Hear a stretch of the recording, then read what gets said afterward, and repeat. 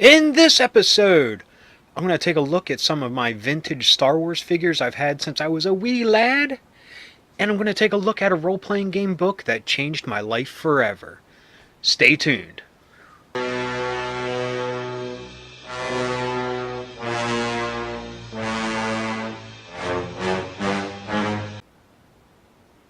Hello and welcome back to It Came From My Side of the Laundry Room. My name's Rob and we're going to kick things off with some vintage Star Wars figures. Now granted, I've had these figures since I was a kid, and people nowadays have bigger and better collections, but the stories I have attached to them are all mine, and hopefully they reverberate to you and some of the stories that you've made over the years with your Star Wars toys. So let's kick things off in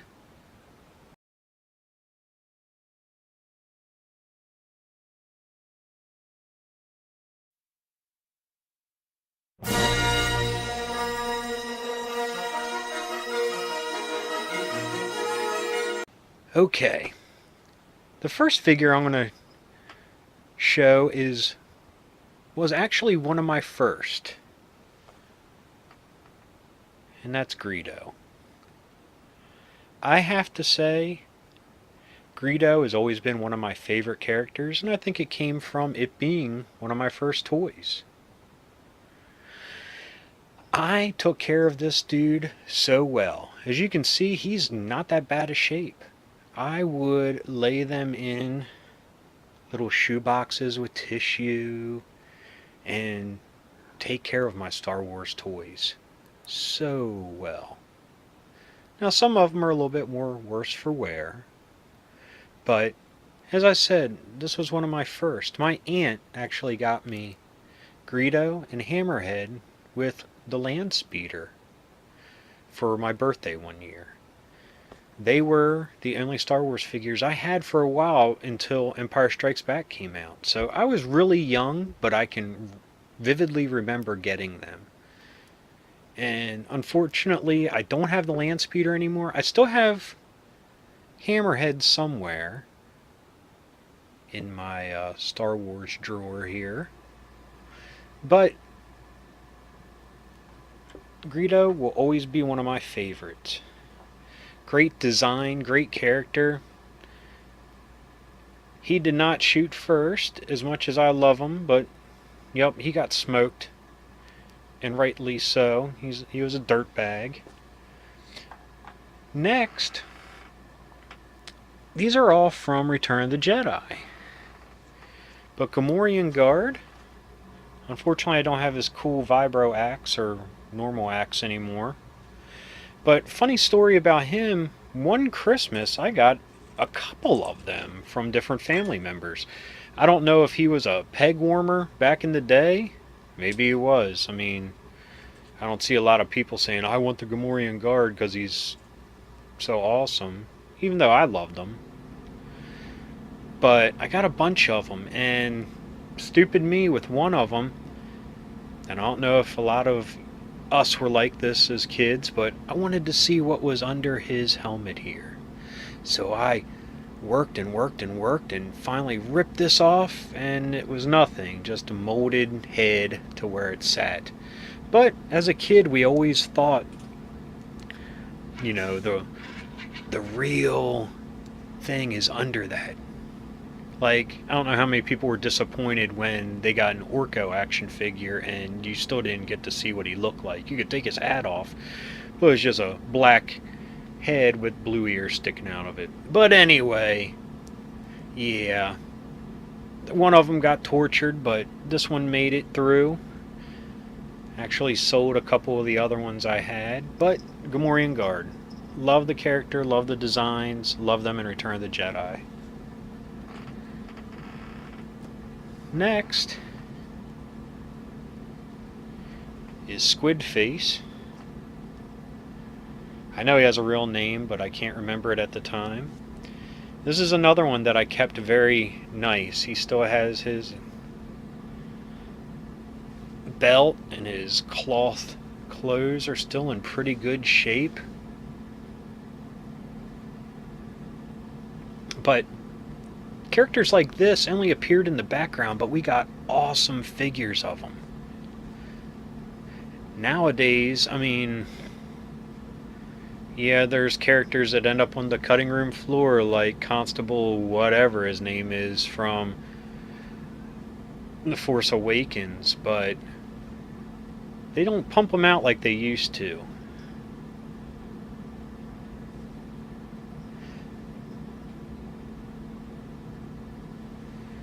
Awesome. Love that dude. You'll hear me say that a lot. I mean, I love all the alien characters from Star Wars. So now, Nim Num. That's how I've always pronounced it. I know people pronounce it differently. But this one, yes, they did sell it carded, but this was a mail away that I remember my mom surprised me with.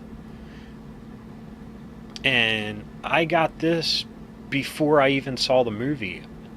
And instantly infatuated with this dude. His design's awesome. I knew nothing about him. What a great surprise it was to watch the movie, and he was co-piloting the Millennium Falcon with Lando. Let's see what it says here. 1983.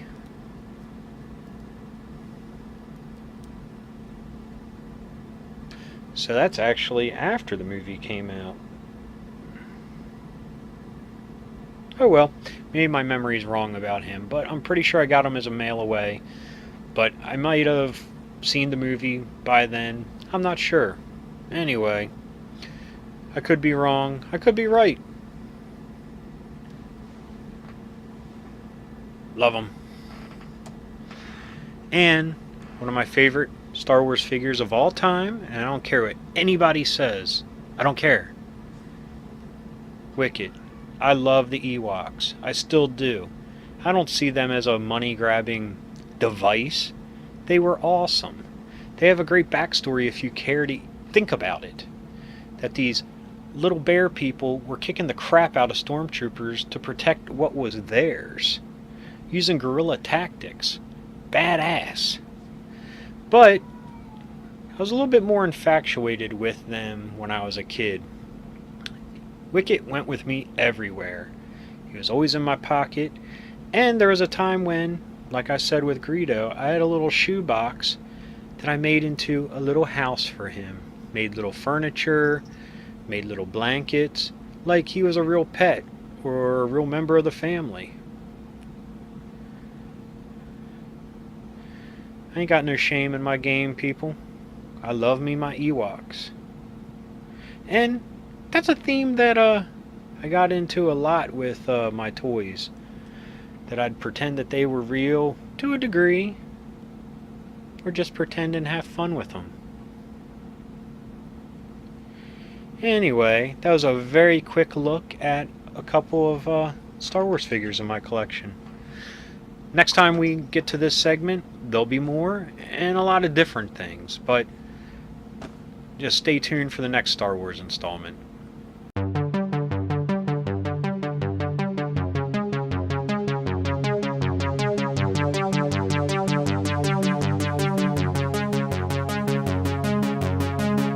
Now, as I said, this is a role-playing game book that changed my life. And I'm not saying it was so profound that it had the answers of life within the pages. No, I'm just saying it opened up a new world to me, and I made a lot of friends with this role-playing game book. The book, or books in this question, originally came in a box set. And they're the Marvel Superhero Role-Playing Game book. Originally published in the 80s. Let me see if I can find the year here. 1986. Of course, I got it just because it was comic books. But, yet again, never read it. But one of the things I loved about it, just like how I liked the Marvel Universe comic books, were all the dossiers about the characters. Now, this is a great little slice of Marvel comic history from the 80s. Unfortunately, they don't have that much of background, but it's about their powers and their stats, which I could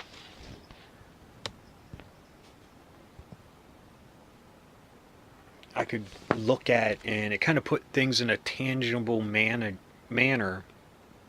Like, oh, Rogue, she always was super strong, and she's got a strength of amazing. So you go over to She-Hulk, well, she's got a strength of monstrous. And what that means is monstrous is much higher than amazing. And that's how the game was so fluid that when I was first introduced to playing it, I was blown away to how fluid it was, and you could almost do anything with this system. It was one of the first systems, kind of like Palladium ended up being with me, that was very fluid, that you could do a Western game, a horror game, a medieval game. You could use superpowers, you didn't need to use superpowers. Which this whole book, the player's book, is chock full of skills and powers and weapons and vehicles and all that great stuff. Here's the chart, by the way. It only used percentile dice. You use 2d10s. And you got your score, and then you got your roll, and then you find what color was your feat or your knowledge or your use of something. And of course green all the way up to red, which was infallible, we'll say. Of course white, you didn't really do much with that. But like I said, it was so fluid. And the art in this, such a great throwback. Look, there's Iceman, old Bobby Drake. Let's see who else is in here. Ooh, little fastball special. Gotta love that. But it featured art from the whole Marvel bullpen. Oh man, this takes me back. I haven't played it in a long time, but it's a system that when I last played, we were still using, and it was 20 years old. But it's almost perfect. Now this, the judge's book, this is where all the characters are, different places. We had pictures here on the side, and then their stats and their power write-ups. Let's look at the Hawk. Strength, unearthly. And you get to Iron Man, his strength, incredible. Incredible is only a score of 40, but unearthly is 100. Then you got different monsters and animals and races. And here's what the character sheet looked like. As basic as you can get. Now another neat thing that the box set came with was because you were allowed to play mainline Marvel characters. So they had these cool cards with the stats on the back. Just a quick little cheat sheet for them. And you could use a map with it for movement and stuff, and they had these cool standees. Now at one time I had a whole book of all the Marvel Universe at that time in standee form. Unfortunately I was an idiot and cut them all out and ended up losing them over time. Look at this here, they got some blank ones that you can draw your own characters. Awesome. Look, even a Nihilus.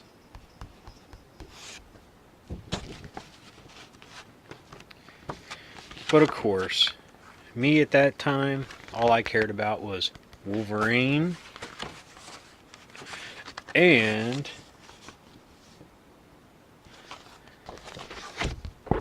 Nightcrawler. But look, this is the old red suit Colossus. The X-Factor Beast before he, or when he got returned back into human form. Look, Cloak and Dagger. Members of Alpha Flight. Hawkeye, still in his awesome outfit. Look at this, a little puck. How can you not love that? But like I said, it was a game that we played for 20 years plus after it originally came out, and I met a lot of great people playing it, and some of them are still friends today. So that's why I said that the book impacted my life, and it was one of the most important role-playing game books for me. Even more so than D&D. We would bust these out and just play all afternoon with some crazy fun stories. Anyway, that's the episode for this time. As I said, everything comes from my side of the laundry room that we talk about, and I got plenty of crap to talk about. So I'll catch you next time. Keep being rad, stay dorky. Peace!